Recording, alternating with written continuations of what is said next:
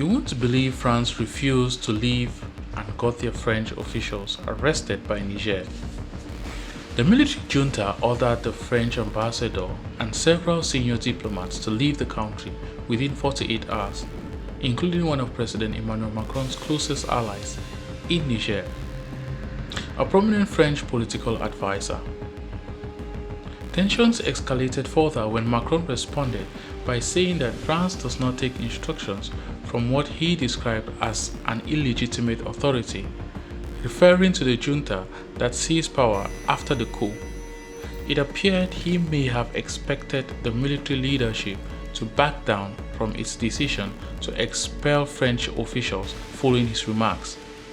However, a momentous event took place. Niger deployed police teams to arrest all French officials and suspended the French ambassador's diplomatic immunity. He has now been replaced by Emmanuel Macron, who refers to himself as the modern-day colonizer. He was shown by the military junta how important France and its rulers are to Niger. But where are the French authorities now? And how were they located and apprehended? How is the situation developing, and what has France said in response? Let's investigate. We must take a step back to comprehend how we got to this point, in order to comprehend how the tensions have developed. The diplomatic crisis that followed the coup in Niger escalated earlier when the military junta ordered the French ambassador to leave the country. Right now, tensions in a stalemate with other African countries that had threatened to use force to reinstate Niger's so-called democratically elected president increased when the military administration of Niger authorized troops from foreign neighboring Mali and Burkina Faso to defend the country. A note telling French Ambassador Sylvain Ide to leave Niger within 48 hours was delivered to him. The letter stated that the French government's action against Niger's interests were the reason for his deportation and accused him of turning down an invitation to meet with Foreign Ministry. France's Foreign Ministry responded by stating that the coup leaders in Niger did not have the right to demand that their ambassador in Niamey leave. Prior to the recent coup, France had partnered with Niger, a former territory, in the struggle against armed organizations. However, after multiple coups, anti-French sentiments had been growing in the area, with some residents accusing France of meddling in their domestic affairs. That is not just a few accusations though. Even after seeing independence, everyone in Niger is aware of how France took advantage of them. For these reasons, following the coup, French President Emmanuel Macron called for the release of overthrown President Mohamed Bazoum and harshly denounced the coup leaders in Niger. Two executive directives authorizing the security forces of Burkina Faso and Mali to intervene on Niger's territory in the event of invasion were signed by military head General Abdurrahman Chiani. After both nations' delegations were hosted in Niamey, these conclusions was taken. There was no information given regarding the type of military assistance for Burkina Faso and Mali. Nonetheless, both military-run states have issued a warning that any use of force by the West African bloc, ECOWAS, against the military government of Niger would be regarded as an act of war against their countries. With aspirations to govern for up to 3 years, Niger mutinous soldiers took these steps as part of their attempts to circumvent sanctions and solidify their military control. The military junta in Niger did not sit back and do nothing when French officials refused to leave. Their next strategy was to suspend their diplomatic immunity and visa, rendering them subject to Nigerian law. They were no longer authorized to remain in Niger as French diplomats. Instead, they were placed on a blacklist. As a result, Niger's military authorities ordered the police to eject the French ambassador for disobeying the order, which in Niger deteriorated relations and increased anti-French sentiment. The army officers who had taken control of Niamey the month before, according to the French authorities, were not authorized to make such a choice. As you can see, France made every effort to find a reason to remain in Niger, regardless of the consequences. If it departs now, it will send a clear message to the rest of the world that African nations are capable of expelling France, which was previously seen as a strong colonial power. Amid drawing growth wave of anti-French sentiment, the coup leaders in Niger have been distancing themselves from their former colonial power by adopting a strategy similar to that of neighboring Mali and Burkina Faso. The Nigerian people's awareness of France's exploitation both before and after colonization was the cause of their feelings.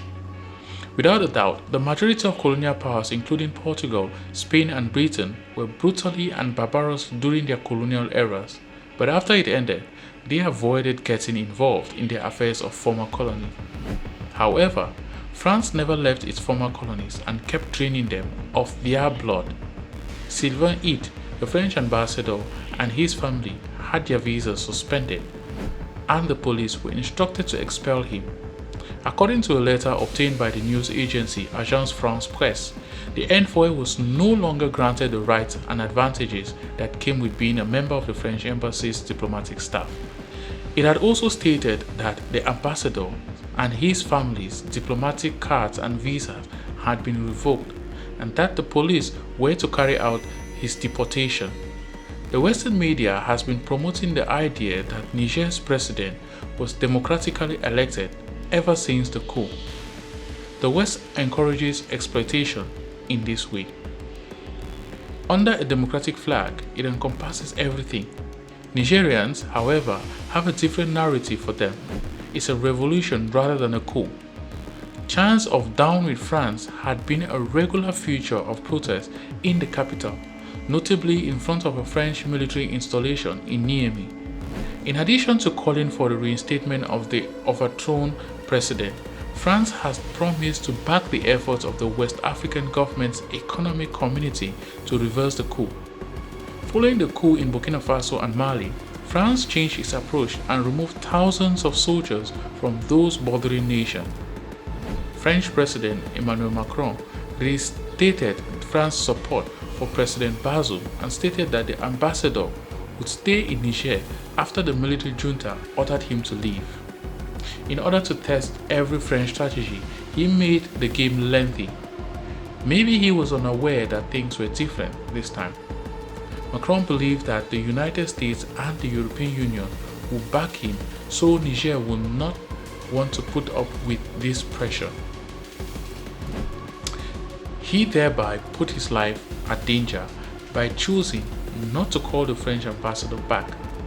It's possible that he intended to manipulate the French ambassador's life by using him as leverage to test the capabilities of Niger's junta. Niger's military, however, showed its strength.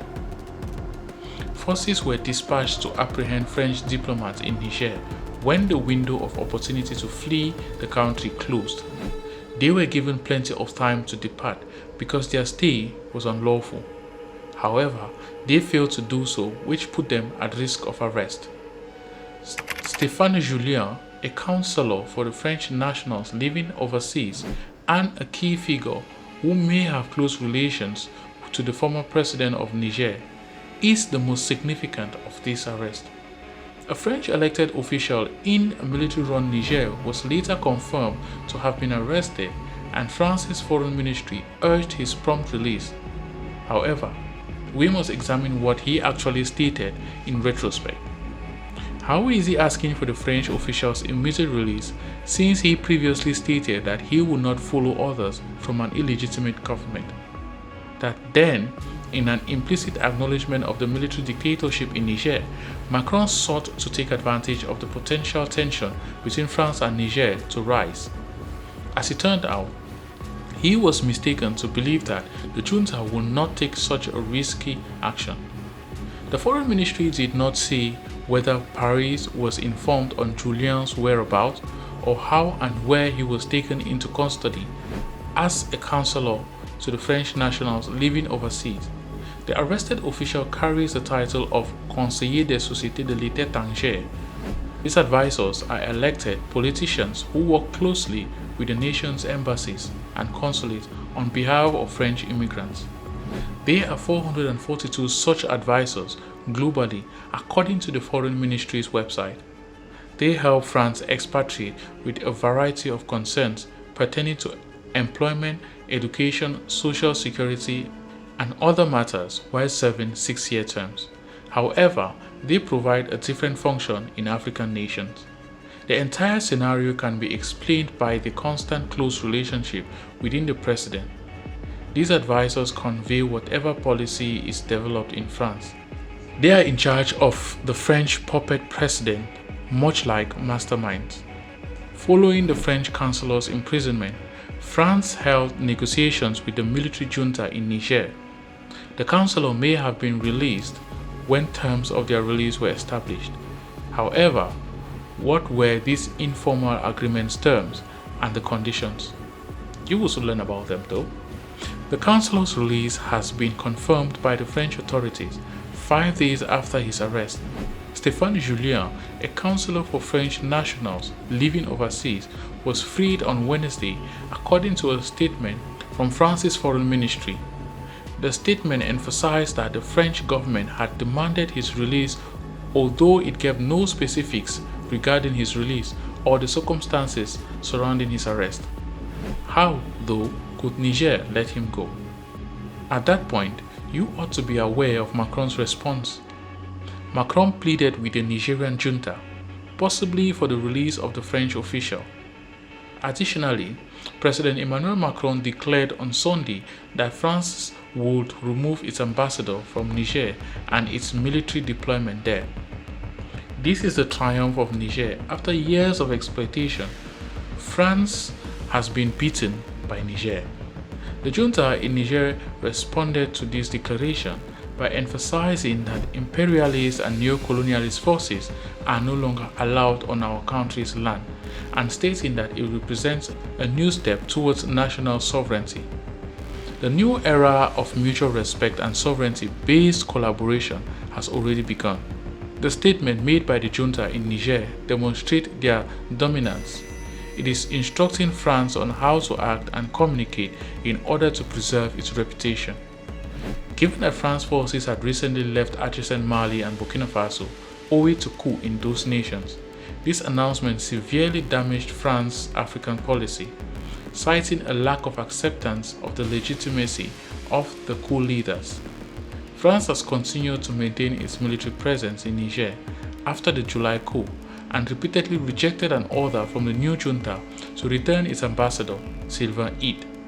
Macron disclosed that the French diplomats were living in difficult conditions in the embassy, even surviving on military rations, as tensions between France and Niger had been rising in recent weeks. Macron's move followed the coup's leader's earlier Sunday announcement that, in an effort to reclaim control of skies and territory, they were barring French commercial and military planes from entering Niger's airspace.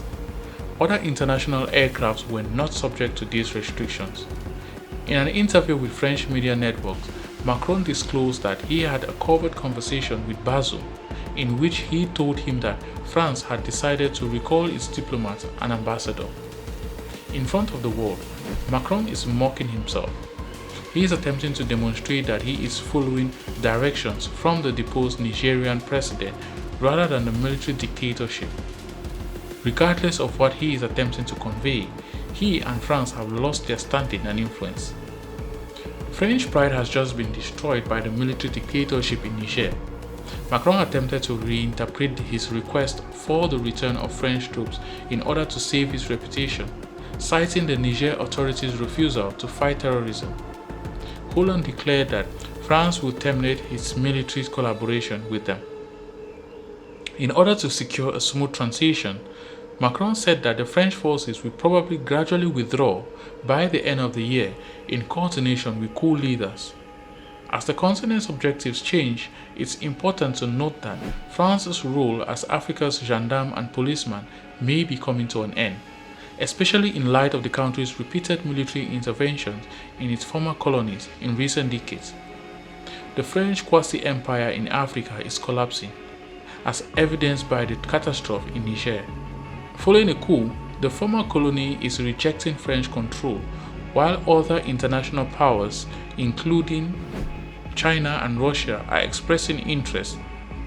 Hasty evacuations become commonplace when civilization falls apart. In search of emergency flights out of the chaos, terrified civilians swarmed to unstable airport terminals. This picture took place in Niamey, the capital of Niger, as hundreds of French citizens and other EU citizens rushed out of West African countries. Crowds targeted France's embassy, damaged windows, and set fires to perimeter walls as they chanted "Down with France." During the revolution, as Bazoum was placed under house arrest, worries about Westerners' safety grew. France responded with a strong declaration from the Élysée Palace, threatening swift and unyielding punishment for any assault on France's and her interests. This was an act of desperation. After decades of mistreatment, France realized what it had produced in the Nigerian people. People literally wanted to expel France, and they would have done so if given the opportunity. The reorganization of old colonial links in the form of Franc-Afrique, a neo-colonial nexus with economic, political, security, and cultural linkages, centered around the French language and values throughout sub-Saharan Africa, can be connected to the Niger issue.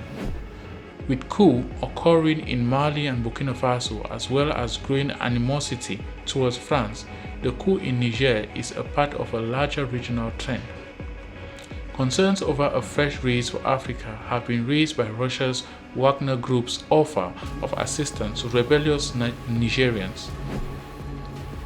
At protests outside the French embassy in Niamey, Russian flags have been displayed, and some are demanding that Vladimir Putin take Macron's place as their primary international ally. An internal dispute with the head of a French espionage agency began after Macron declared he was sending back French troops. You know that not everyone in France can tolerate France's expulsion from Niger and other African nations. They are terrified because they will no longer have access to the valuable resources they have been using for years. It will therefore be difficult to maintain and finance what France currently has. President Emmanuel Macron's criticism of French intelligence inability to forecast the events in Niger is being retaliated against. According to the Director General for External Security, DGSE, it was reluctant to send troops to Niamey to defend President Mohamed Bazoum because it was worried about coming seen as imperialist. During a meeting with its head spy, President Macron accused the DGSE of failing to foresee the coup and not seeing it coming. In response, former UK ambassador and DGSE's chief Bernard Emmanuel said that the government had disregarded his warning about the potential for a coup this year. It was discovered that the DGSE had done more than just release a statement regarding the possibility of a coup.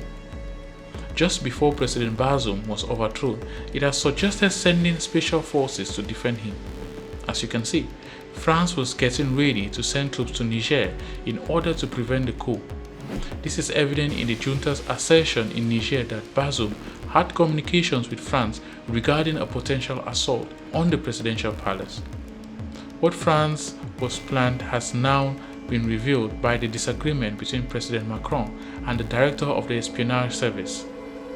Following the surprise coup conducted by General Abdurrahman Chiani, the chief of Niger's presidential guard, tension reached a peak point.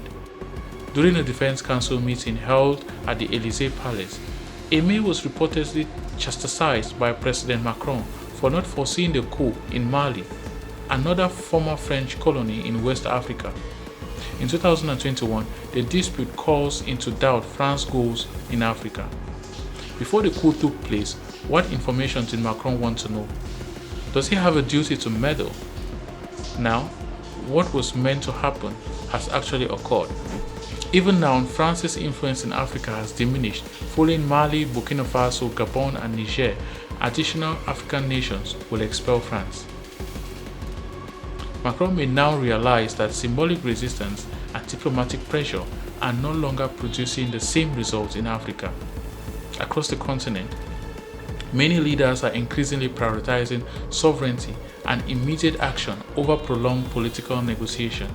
If France hopes to repair its image and rebuild trust, some believe it may need to rethink its entire approach to Africa, including reducing its military footprint and committing to a relationship based on mutual respect and non-interference. Others argue that a formal apology for past actions and policies could also become part of the conversation. At the center of this debate is a large question. Should former colonial powers now fully operate according to the political terms and decisions set by African nations themselves? And was France's strategy in Niger an attempt to buy time and preserve influence, or simply a diplomatic effort to manage a difficult situation? These are important questions, and the conversation around them is only growing louder across Africa and beyond. What do you think? Should France officially apologize in order to restore relations? Has the balance of power between Africa and former colonial powers begun to change?